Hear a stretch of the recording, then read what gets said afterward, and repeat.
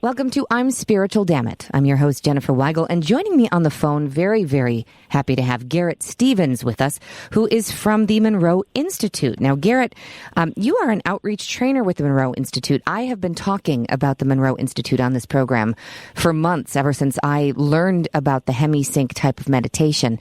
And I would love to know how you got hooked up with the Monroe Institute and why HemiSync is such an important part of your life. Thanks, Jen. Pleased to be with you. Thank you. So that becomes a rather long story, but I'll kind of start with a short version. We can dive into further detail on whatever parts interest you and your viewers most. But I first started attending programs at TMI and listening to HemiSync in 2010. I had a spontaneous out-of-body experience while spending time in a flotation tank here in Los Angeles, and wanted to replicate that experience. Mm-hmm. And through doing a lot of Googling and searching, I kind of came upon two names. One was a guy named William Buhlman, mm-hmm. Who was kind of a current living author and expert on the out-of-body experience. And the second guy was by the name of Robert Monroe, who passed away in 1994, I believe, mm-hmm. And wrote 3 books on the out-of-body experience, and is actually credited with coining the term. And he also founded the institute that bears his name and created the audio guidance technology known as HemiSync, which is very useful in facilitating these expanded states of consciousness, including the out-of-body state. So I got my start in 2010. It took a few courses at the Institute and started actually training on my own through the Institute as an outreach trainer in 2015. Mm-hmm. And then in 2017, through just kind of a serendipitous course of events, I actually became the owner of HemiSync, which is the company. So I acquired HemiSync in 2017, March, I believe. And so lots of people actually don't even know the difference between HemiSync and TMI, Monroe Institute. So let's discern the difference for the listener, if you don't mind, Garrett, of what HemiSync. Now, for myself, I know because I was gifted a couple of CDs of HemiSync, and I noticed a huge difference. Yes, Marla Fries, who introduced us, a wonderful mm-hmm. intuitive. She had an incredible experience at the Monroe Institute, which was founded in the 80s, for the listeners who don't know. Actually, lots of research to help with soldiers who were coping with PTSD and all sorts of other things, and found that this type of meditation, as we say, there's a lot of meditations out there, but what the HemiSync technology does is it communicates the right side and the left side of the brain, where there's a tone on one side, a tone on the other, and then the third is formed by these two sides trying to speak to each other. Is that a good way of trying to explain this? That actually is, Jen. Okay. Thanks for that. And so that concept is known as binaural beating. Yes. And so why is that even necessary? Well, the adult human brain can't actually hear anything under 20 to 30 hertz, depending on who you are and who you ask. And so that actually becomes unfortunate. And the reason is when we're walking around, doing a radio show, going to work, socializing with friends, we are generally operating in beta. Mm-hmm. And so beta is kind of the brainwave frequency between about 14 cycles per second, or 14 hertz, and about 38 hertz. And if we're multitasking, got a lot of things to do on our to-do list, we're stressed, we have deadlines, we are probably operating in what's known as high beta, which would be the higher end of that frequency range. And that tends to not be so good. Mm-hmm. When you're in high beta, your body's sympathetic nervous system is kicking into overdrive. It goes into kind of a fight or flight response. So, your body's getting injected with a lot of cortisol and adrenaline, and it's very difficult to come out of that. One of the things that is popular now is what is known as mindfulness meditation, which is great. It's kind of the tip of the iceberg. But lots of folks, when they're trying to meditate or get quiet, they have a really hard time doing it. Yes, I was one of them. Yeah. Mm-hmm. Yeah. So the benefit of the binaural beat is it's kind of like training wheels. And so you've already kind of touched on it. But let's say you have 100 hertz frequency in your left ear and then 104 hertz in your right ear. Your brain automatically makes a third frequency, which is the difference between those two. So in the case of 100 hertz and 104 hertz, your brain would make a 4 hertz frequency. Mm-hmm. And that you kind of hear it as a vibrato that actually isn't on the soundtrack. And so you're kind of tricking your brain into hearing something under 20 hertz, which it physically can't process. And so now with the binaural beat, you can induce different states of consciousness. So for instance, if you were at work and you wanted to work productively, but in kind of a focused, calm, relaxed way, not in a stressed out, potentially harmful way, you could feed yourself binaural beats in the 14 to 20 hertz range, so kind of low beta. If you wanted to relax, you could feed yourself a binaural beat in sort of the 7 to 14 hertz range, which is known as alpha. Mm-hmm.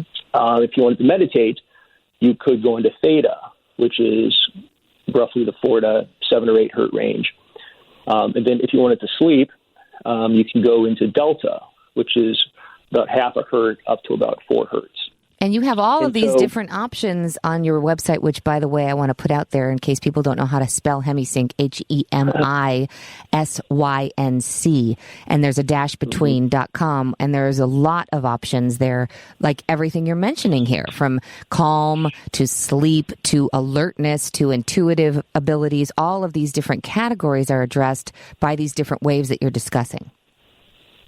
That's right. And so the difference between HemiSync and sort of the binaural beats that you might find in the App Store for free or on YouTube for free is that HemiSync is it's like a binaural beat sandwich. They are complex, multi-layered recipes of binaural beats that correspond to specific states of consciousness. And so Bob Monroe kind of created these recipes and mapped them out some time ago, and we've kind of tweaked them a little bit over the years, but for the most part, they are still his original recipes. And so when I talk about a sandwich, so for instance, if we were going to play you a meditation track, it wouldn't just be theta. It would be combinations of binaural beats in specific ratios to each other that we have found to be effective in clinical and lab settings over, hundreds or in some cases even thousands of trials. Mm-hmm. And so that is kind of what we apply to service the various real-life application categories that we serve. And generally those are sleep, relaxation, wellness, creativity, manifestation, and meditation.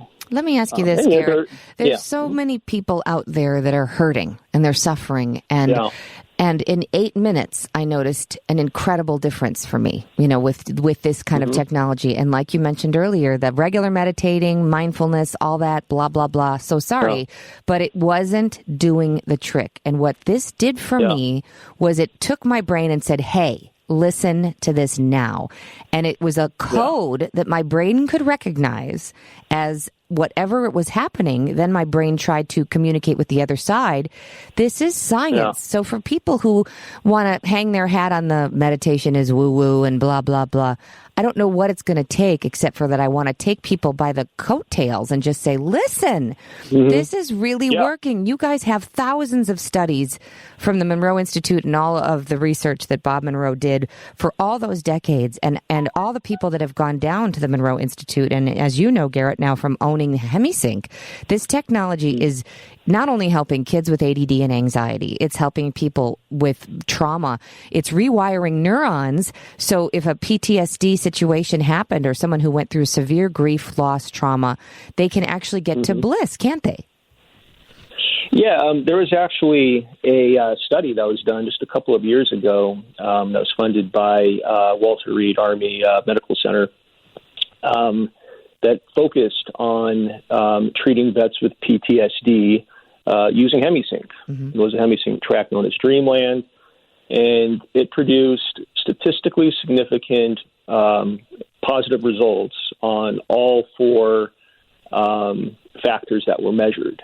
And the abstract for that study is, again, on our website. But, so HemiSync produces a relaxed, focused state of consciousness, which is kind of what you were alluding to. It kind of takes your consciousness, which might typically act like a diffuse light, and focuses it like a laser beam. So you talked about TMI. Some of the folks that have come to TMI over the years have been monks, Buddhist monks, Zen monks. And lots of them say, I wish I'd known about this earlier, because to achieve states of consciousness that might take, years of sitting on a cushion, you can achieve in 8 minutes. Most people will achieve what we call entrainment within, say, 10 minutes. So your 8-minute mark sounds like it's right on the mark. So for you, did you replicate that out-of-body experience that you were hoping for when you went back on this HemiSync path? So I was able to replicate the experience, and I've done it with and without using HemiSync. I think the very first time I used HemiSync, my reaction to it. So one of the states that we produce in the meditation tracks is we either take you to or through a state known as the mind awake, body asleep state.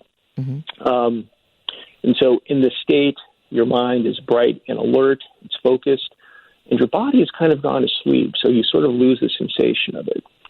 Now, if it's your first time kind of experiencing this, or if you're tired, it's very easy for that mind awake, body asleep state to turn into either a body asleep, mind asleep state, or a state where you're really kind of, hanging on, trying to maintain lucidity. And so the first time that I used HemiSync, it actually reminded me of something I had read in various Buddhist texts, which refer to what's called the Bardo. The Bardo is kind of this transitional state that you go into after death. That's what it kind of felt to me like, even though, I don't have any conscious memory of having gone through that really, at least not at that time, but that was kind of what it felt like to me. I was like, oh, this is the Bardo. I've been knocked out before, where I literally wake up 45 minutes later. Is that common too? Yeah. That is very common. And it can kind of come in 2 forms. One is when you actually do just go to sleep. And, that does happen. We should accept that. It's probably what our body needs at that particular point in time. And then there's also a phenomenon known as clicking out. And so clicking out feels a bit different. In that situation, it's more like you come out of it, you realize that time has passed, but you don't have any memory of what happened. That's more like what happens with me, yeah. Okay, yeah. So you might have some sense that something was happening, but you just can't quite place it. And so what we're doing as we go into these expanded states of awareness is we are learning to sense and perceive with faculties beyond our 5 physical senses. And so we start to perceive in intuitive flashes, in colors. We might hear sounds, kind of depending on what our own personal predilections and capacities are. We might get information in the form of these, thought balls that they're just packed with information. They're very dense, and they're very tough for kind of the conscious working mind to unravel. We just kind of have to take it in sort of a different way than we're used to receiving information. Yeah. And so as we start to go into these expanded states of awareness and sense with faculties beyond our 5 physical senses, it's kind of like there's this download issue that happens as we come out of it. These extrasensory perceptions, they don't sync up with our conscious brain quite yet. And so that's kind of what creates the phenomenon that we call clicking out. So if I am noticing that, oh gosh, I wonder where my keys are. And then poof, I'll get a thought of exactly where my keys are. This is the kind of stuff I've been noticing since I've been doing the HemiSync. I'll think about somebody and boom, they call. Is that common? Do you hear that feedback a lot? Yeah, so that would be like an intuitive flash, which was one of the ways of sensing that I was talking about. Right. And kind of the second thing you mentioned there, where someone all of a sudden calls out of the blue, and you maybe had some intention for that. I guess it's kind of more of like a synchronicity. Sure. And yeah, you might also start to notice more of that happening for you as well. Now, when I was first doing research about Robert Monroe and all of the things that he was doing, somebody had mentioned that some of the people from the CIA actually used this training to become remote viewers. Is that an urban legend, or is that really true?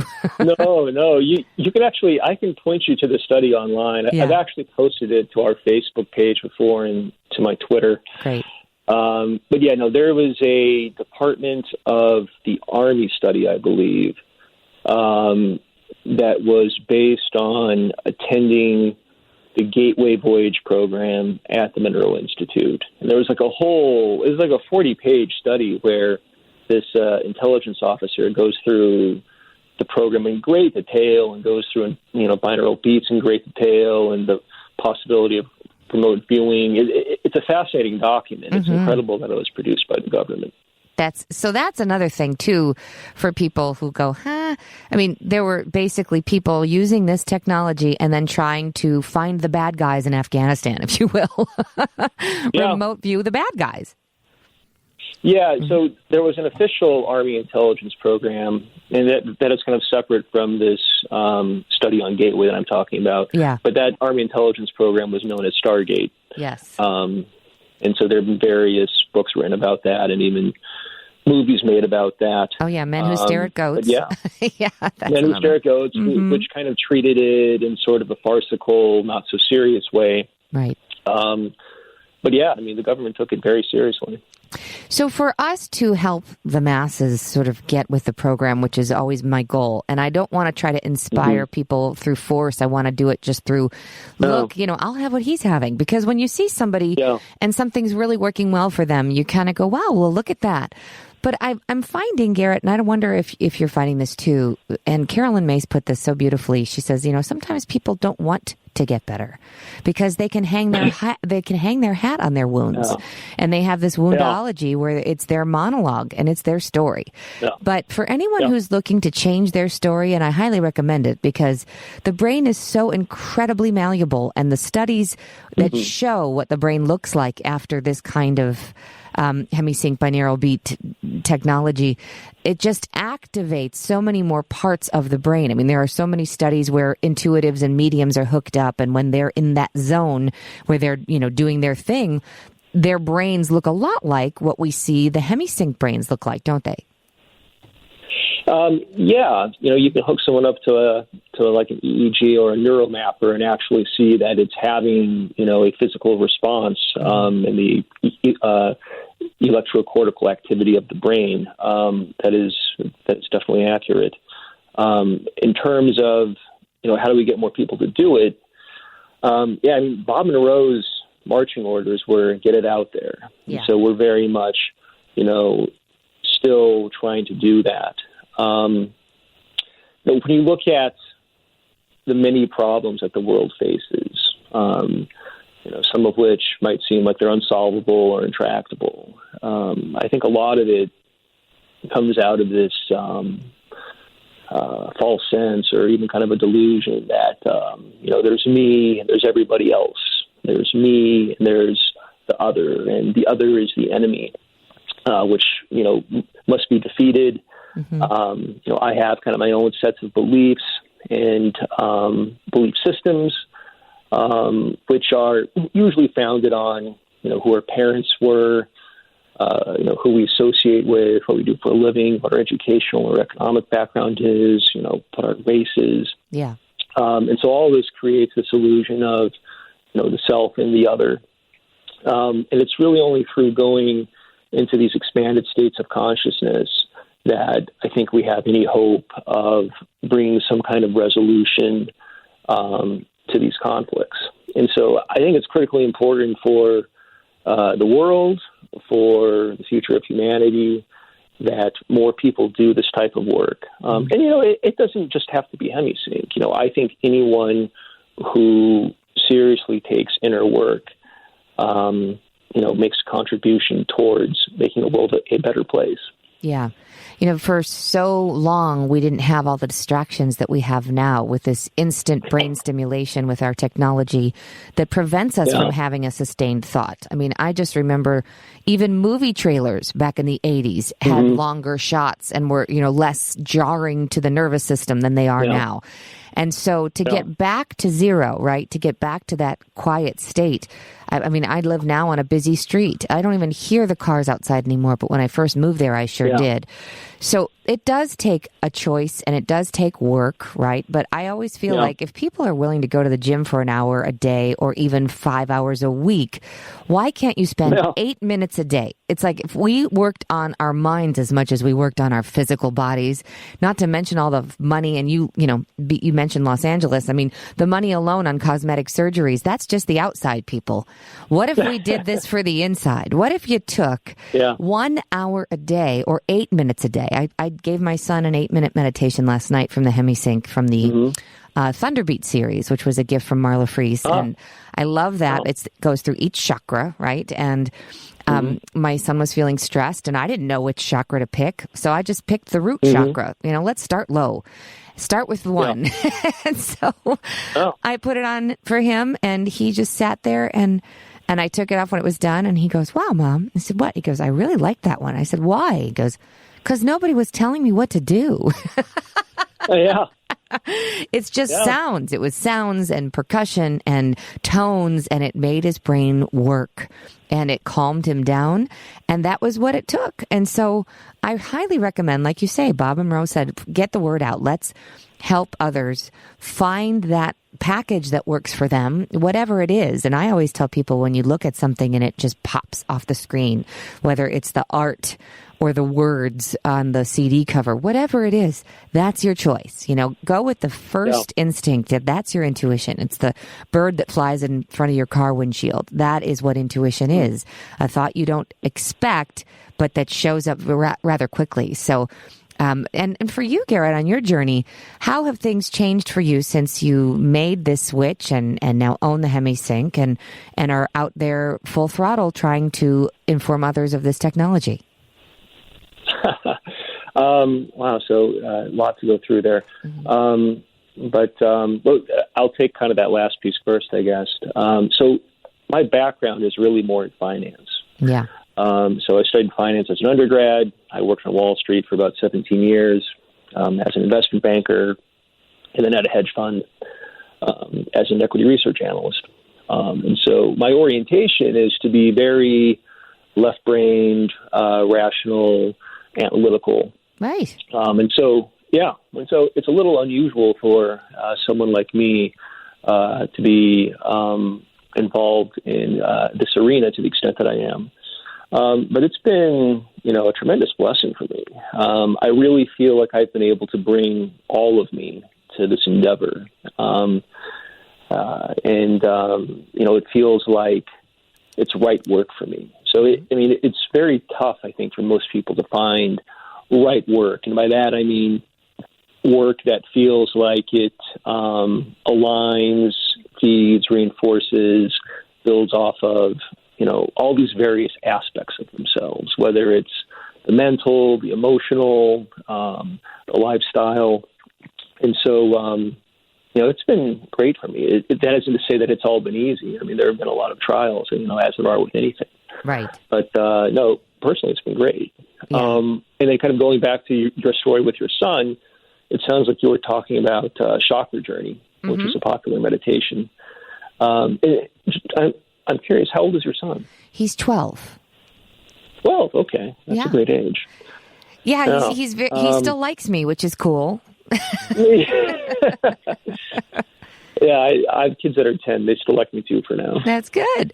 But are they on the meditation bandwagon too? Which do you recommend for them? And I want to then go through some recommendations for listeners out there of what you think would be helpful. Like you say, that chakra journey is the one that I'm hooked on now, but I'm looking for another one. I want to broaden my repertoire, if you will. So for children that are feeling anxious or having focus issues, which meditation do you recommend? So if it's a focus issue, there's a whole range of exercises under the concentration section of the site. Yep. Some popular ones are remembrance. That's been shown to be very effective in treating ADD, ADHD. We generally recommend that you have one track or one exercise, rather, for each subject area that the child is studying. Sure. That way the brain fires and wires with that particular track, and they know how to make the shift when they switch from, say, math to English or foreign language or whatever else. And so remembrance is great. Baroque Garden, if you're into classical music. Indigo is one of my favorites. And then if the issue is more just trying to de-stress and relax, there's kind of a separate set of exercises for those. But, I think the one that you mentioned, Chakra Journey, is great. Week 10 relaxation, I think, is really good. But it's a very personal thing. So trial and error is kind of the way to go there. And also, too, for expanding intuition. I mean, there's a whole, there are many categories on the website for that. From, you talk about meeting your guides and, replicating the bliss state of, like, the other side, all of those things. I'm kind of generalizing here with the terms, but can you go through some of those for us, Garrett? Yeah, I mean, there are a host of different application areas. So the one that you spoke about, meeting your guides, that is from the Mediumship Series. And so that is based on the work of Suzanne Giesemann, who is a evidential psychic medium. She has, also has a background that is very left-brained. She was naval commander. She was a naval commander. I think her exact title is escaping me, but she was a very senior role in the Navy at the time of September 11th. But, there are a host of other categories as well, from, reducing stress to self-improvement to spiritual growth to dreaming and sleeping better to, various health issues stemming from hypertension to pregnancy, behavior modification, where maybe there's an unwanted behavior that is no longer serving you that you want to release, problem solving. We have stuff for spa and yoga environments. Sure. There's death and dying. It kind of goes on and on. Right. Suzanne's been a guest on this program. No, absolutely. Suzanne's been a guest on this program, and I'm always truly amazed at her, people like Suzanne and her journey of being, like yourself, a left brain person. Suzanne was not a medium. Like you said, she was a commander in the Navy. She was on Air Force One with Bush during 9/11. So this woman was very much not in the woo-woo camp at all. And, had a lot of tragic circumstances took place for her, and the loss of her daughter and all these things. Her daughter pregnant, struck by lightning. I mean, how awful. And through that grief, and this goes to what happens to the brain with extreme trauma. When you're rattled, and I call it like that snow globe effect. It's like shaking the snow globe. When things get rattled, that is when either wonderful things can happen or horrible things can happen, or wonderful things can happen after the horrible things happen. But the brain gets rattled in such a way that it's going to take some work to heal it and reconnect those neurons. And so what happened with Suzanne is she finds out that she's, this incredible psychic medium. And now she's out teaching others, like, hey, this can happen to you. I've had a gentleman on this program I talk about quite frequently, Ken Wagner, who was just, pitching a roof and was near a lightning strike, and that's what made him become a healer. So talk about the snow globe effect. When things like that happen, near-death experiences, a lot of guests on the show have had and found that they are highly intuitive after the fact. Now, you did not have a near-death experience or get struck by lightning, to my knowledge, Garrett. No, but you're making a fantastic point, Jen. There is often a crisis event, an event that can be viewed as tragic by, maybe a person from the outside looking in, or even by the person experiencing it themselves, that creates a shift in who we take ourselves to be. And so in Suzanne's case, it was, her daughter passing away. You mentioned a gentleman that was struck by lightning. In my case, it was the death of my father. Mm-hmm. But yeah, these events kind of shake us to the core and really cause us to question everything. And at first, it might create a feeling of, oh man, I'm falling apart. But if you kind of allow it instead of resisting it, these situations can turn into tremendous blessings, tremendous openings. They allow something new to emerge.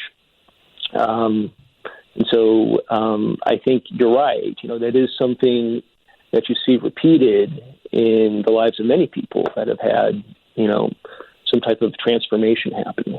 Repressed memories are a big one as well. I have a friend who just recently came out, a gentleman who came out as a Me Too survivor. He was molested as a young child and had repressed that memory from the age of 3 until, decades later.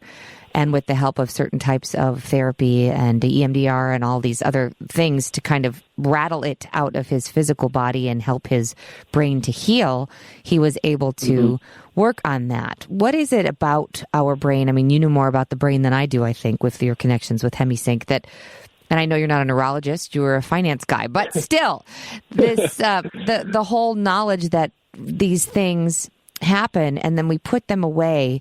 And we don't want to go there, right? We don't want to look under the hood. But then something reminds us of that feeling that maybe we felt during that trauma to reopen it again. And you are given an opportunity, I feel like, you, the listener. When that happens, you can choose to ignore it again, or you can go higher. You can evolve and you can heal it. It doesn't mean sitting in it, dwelling in it. It means feeling it, acknowledging it, and moving through it. Yeah. No, well, I think that last bit about going through it is the key. We all experience wounding, and it goes back, into our childhood, our infancy. And my personal feeling is that we develop defenses around the various types of wounds that we experience. Yeah. And these defenses actually become our personality. Yeah. And so our personality forms in response to some type of felt deficiency, inadequacy, or wounding. And as we get older, if we don't choose to work on ourselves or, go into these areas of inadequacy or deficiency or, these wounds, those personality structures, that sense of who we are and what we take ourselves to be, it ossifies, it thickens. And so we become more and more set in our ways, less and less flexible as we go along. But, to your point, if you go into those structures and work with them, they have a way of loosening. I don't think your personality or, I don't think it ever goes away entirely. Yeah. But it can relax and loosen, and your experience can open up tremendously. I compare it to like if you're watching a sporting event and you really don't care about the team who wins, or like for me, it's watching soccer. It's like, oh, look, there's a bunch of guys running around again and they're waiting for something to happen. That is how, if you've healed or rather worked on a wound, you can look at it with that sort of observation and there's no reaction to it. It's not like your blood boils because the other guy scored. You know what I mean? Yeah. Well, the reaction to it is kind of everything, right? Like that's really important. Feeling is very beneficial. It can be kind of a signal as to, what is actually happening with you. The emotional reaction is kind of when that feeling starts to go off the rails a little bit. Now we're going into reactivity, into defense. And that's different than the feeling. If you just kind of allow the feeling, it can be very opening, illuminating. Yeah. If you go into reaction, emotion, negative emotion, then it can become very constrictive and narrowing. And so I think that's a great point, too. With the Monroe Institute and all the, programming that's available, I know I would love to be able to take a week off and go down there and hang out and meditate all day, but it's hard for me. But there's a variety of programs. You've been through some of them yourself, yes? Oh, yeah, absolutely. Tell me what that was like.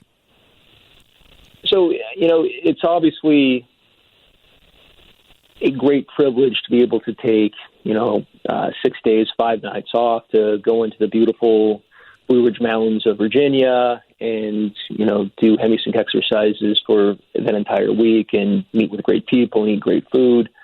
And so, those can be experiences that you never forget. They can be transformative. But what we try to do at hemisync is offer alternatives for folks that might not have the time to or the resources to go and do that. Right. And so we're trying to make these exercises more readily available, more convenient, and more affordable for folks that can't do that. And so to kind of further that goal, we're going to have an app. There's already an app in the App Store and Google Play, but there will be kind of a full-blown version of that app with, all of our stuff on it, ready to go, hopefully in March. March of 2019. So, okay. Yeah. Have you read the book, How to Change Your Mind, Michael Pollan's book that came out in 2018? Have you by chance gotten to read that? I have not. So it's fascinating, and I'm only the first third in, so I can't speak for the entire book. But Michael Pollan, most known for a lot of his food research and food books, he's a professor at Harvard, and he was tracking the technology behind and the psychology of treatment for depression, anxiety, addiction with psychedelics, right? And mushrooms and LSD and all that. And because the thinking was, and back in the 50s when they were doing this, they were replicating that blissful state, right? That heavenly, unbelievably spiritual awakening that a lot of people claim to have. And of course, in the 60s, LSD and shrooms, they all got a really bad rap because people were jumping off of buildings and going to Woodstock and such. But before all of that, this was a real tool that psychiatrists and MDs were using to help treat really traumatic cases, because once they replicated that blissful feeling, it actually, like people who've had near-death experiences, they come back forever altered, and it rewires their brain and heals the trauma. So I encourage you to crack that book open if you feel like it. But it just kind of goes back to this whole thing about replicating bliss, right? Healing the trauma, healing the brain, and trying to find that feel-good feeling without having to grab the Pinot Grigio.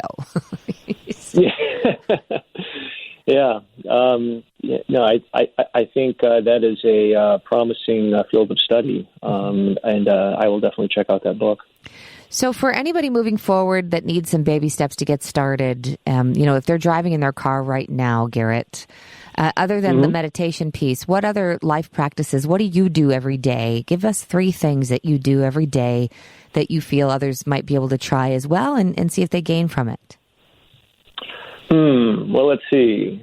I guess if I start with, waking up in the morning. Yep. The first thing I do when I wake up is I just sense my body. I'm trying to kind of wake up in a way that is gentle, recognizing that this is kind of a state that is bridging 2 different types of consciousness, going from a sleeping state to a waking state. And so I'm just kind of scanning my body, sensing it, coming back into it, and trying to do it consciously. Second, I do have a daily practice. Sometimes it involves using hemisync. Sometimes it is just sitting on a cushion. Sometimes it involves like a moving exercise, like Tai Chi or Qigong. But I try to do something every day. And then the third thing that I do is I'll try to do something to integrate my practice with my daily life. And so it's just kind of a constant reminder that either I'm more than my physical body, or that, I'm trying to bring mindfulness to my current situation.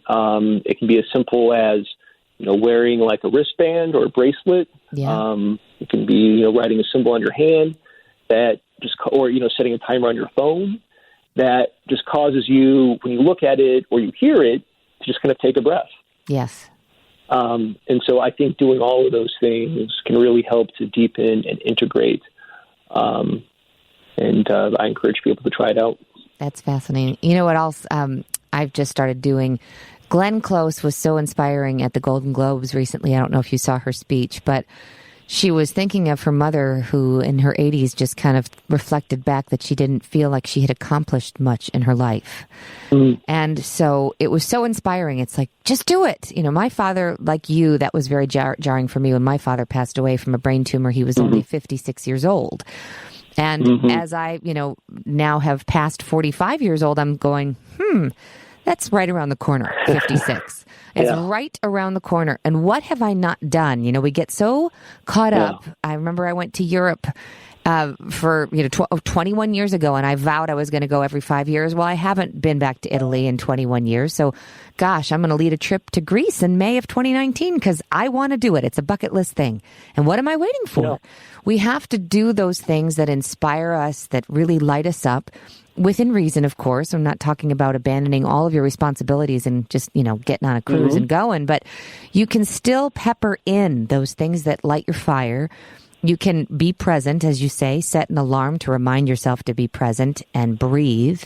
And I love that first one, Garrett, of waking up with consciousness and just kind of checking in with your body, because I said just this morning, I have got to change my alarm tone because it is so awful. It's like, that it's the first thing I hear, and it makes everything in my nervous system just go, ick. So I really want to change that because it takes me a while just to get back to center after hearing that awful tone. So we can do it, guys. Everybody out there listening, just do a few things to better the mojo and think of what's working right now instead of focusing on what's not. And as I like to say, if you have breath in your lungs and a beat in your heart, you're already in the plus column. So let's keep that going. The MonroeInstitute.org is a great resource, but also HEMI-SYNC.com. That's hemisync.com. That's how you can find out more about the meditations we've been discussing. And Garrett, is there a way you would like the listeners to try to reach you? You can follow me on Twitter. It's @Conscious News. So that's CONSCIOUS NOUS. And you can like us on Facebook. Those are the two best ways. Or you can reach us via email, which is interstate@hemisync.com. Perfect. Garrett Stevens, thank you for all that you do and for spending some time with us today on I'm Spiritual Dammit. I so appreciate it. Hey, thank you, Jen. Pleasure. And everyone out there listening, please treat others the way you'd like to be treated. And stay spiritual, damn it. I'm Jen Weigel. We'll see you next time. Next time. Next time. Next time. Next time. Next time. Next time. Next time. Next time.